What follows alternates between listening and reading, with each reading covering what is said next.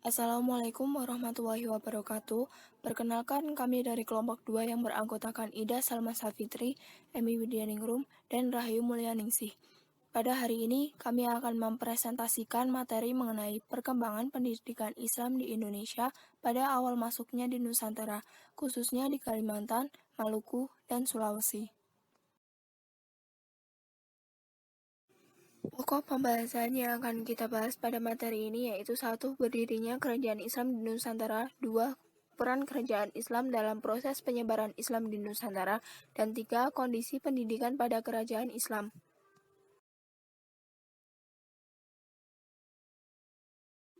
Pada pertemuan minggu lalu, telah dijelaskan bahwa Islam masuk di Nusantara, menyebar dari Sumatera, Jawa, Kalimantan, Maluku, dan Sulawesi. Yang pertama di Kalimantan. Kedatangan Islam di Kalimantan tentunya tidak luput dari jaringan Islamisasi Nusantara ataupun pergerakan para pedagang yang telah memeluk agama Islam dan pernah singgah di Kalimantan. Nah, di Kalimantan sendiri terdapat kerajaan yang bercorak Islam, yaitu Kerajaan Banjar.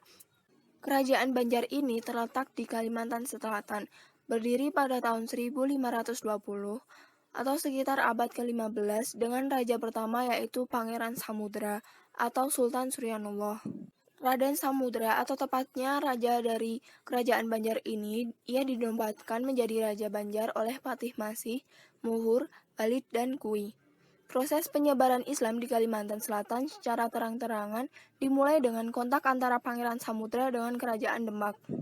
Pada saat itu, Pangeran Samudra meminta bantuan pasukan ke Demak untuk berperang melawan pamannya, Pangeran Tumenggung, dalam merebut tahta kekuasaan negara Daha. Sultan Demak menyanggupi permintaan bala bantuan tersebut dengan syarat apabila menang, Pangeran Samudra dan pengikutnya ataupun rakyatnya mau memeluk agama Islam. Akhirnya, Pangeran Samudra berhasil mengalahkan Pangeran Tumenggung dan berhasil merebut negara Daha. Peristiwa ini terjadi pada tanggal 24 September 1526 yang kemudian diabadikan menjadi hari jadi Kota Banjarmasin. Disebutkan dalam hikayat bahwasanya Raja Banjar Raden Samudra telah ditasbihkan sebagai Sultan oleh penghulu Demak dan oleh seorang Arab diberi gelar Sultan Suryanullah.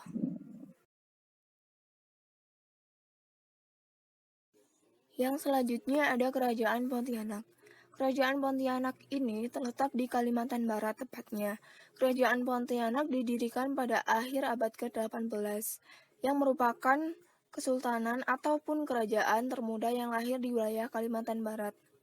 Tidak diketahui dengan pasti kehadiran Islam di Pontianak ini, namun konon ada pemberitahuan bahwa sekitar abad ke-18 ada rombongan pendakwa dari Tarim yang diantaranya datang ke daerah Kalimantan Barat untuk mengajarkan membaca Al-Quran, ilmu fikih, dan ilmu hadis.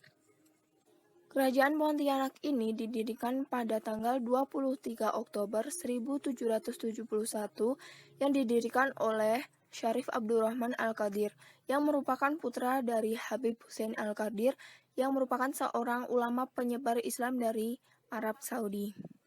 Syarif Abdurrahman Al-Qadri dinobatkan sebagai Sultan Pontianak pertama. Letak pusat pemerintahan ditandai dengan berdirinya Masjid Raya Sultan Abdurrahman Al-Qadri dan Istana Al-Qadariyah. Pada slide ini kita bisa lihat yang atas itu Istana Al-Qadariyah dan yang bawahnya itu Masjid Raya.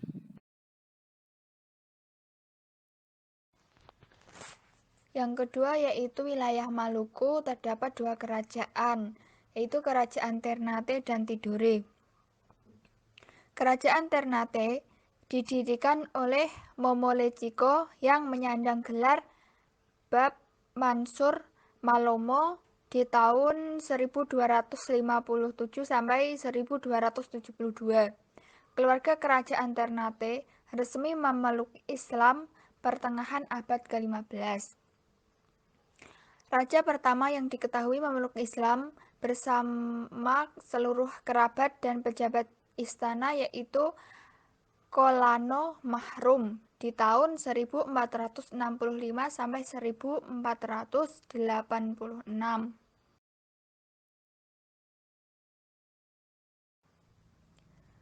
Lanjut Kerajaan Tidore.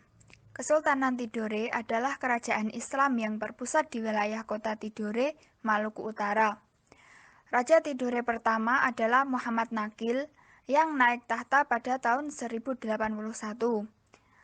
Pada akhir abad ke-14, agama Islam dijadikan agama resmi kerajaan Tidore oleh Raja Tidore ke-11, yaitu Sultan Jamaluddin, yang bersedia masuk Islam berkat dakwah Syekh Mansur dari Arab.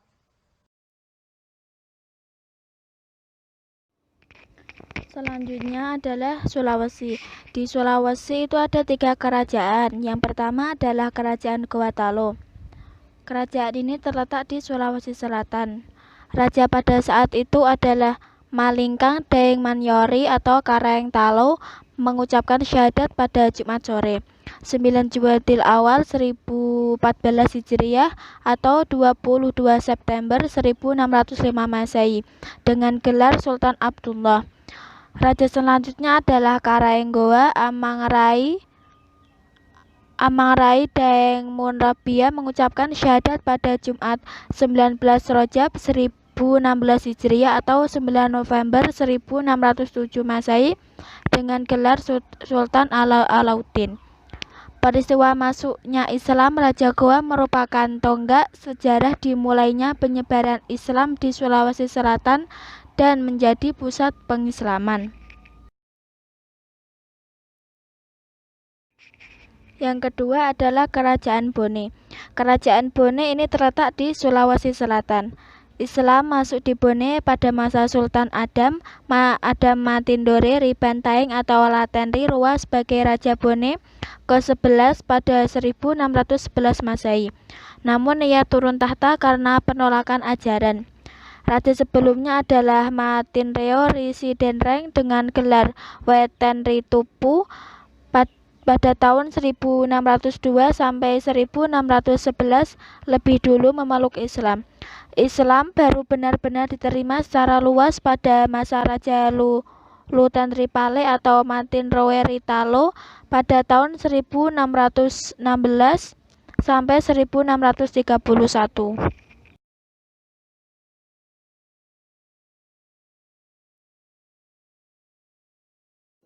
Selanjutnya yaitu mengenai peran dari kerajaan dan pendidikan pada kerajaan Islam. Nah, tadi kan kita udah mempelajari mengenai 3 pulau yaitu Kalimantan, Sulawesi, dan Maluku. Setiap pulau ini memiliki kerajaan sendiri-sendiri. Kerajaan Islamnya sendiri, mempunyai tokohnya sendiri-sendiri. Mereka pasti tentu punya keunikannya sendiri. Misalnya di Kalimantan. Nah, di Kalimantan ini pada masa pemerintahan Sultan Tahmidillah yaitu sekitar 1778 sampai 1808 Masehi, hadirlah Syekh Muhammad Arsyad Al-Banjari. Beliau diangkat sebagai mustasyar kerajaan atau mufti besar negara Kalimantan untuk mendampingi Sultan dalam menjalankan pemerintahan sehari-hari. Untuk mendidik dan membina masyarakat Islam, ia mendirikan pondok pesantren untuk menampung para santri yang datang menuntut ilmu dari berbagai pelosok Kalimantan. Dari sinilah lahirlah ulama-ulama yang akan melanjutkan syiar dan dakwah Islam di Kalimantan. Syekh Muhammad Arsyad Al-Banjari banyak mengarang kitab-kitab agama. Di antaranya yang paling terkenal sampai sekarang adalah kitab Sabilul Muttaqin. Di Pondok Pesantren Darussalam, ia memberi pengajian kitab dengan sistem menerjemahkan kitab-kitab yang dipakai ke dalam bahasa daerah atau Banjar, sedangkan para santrinya menyimak.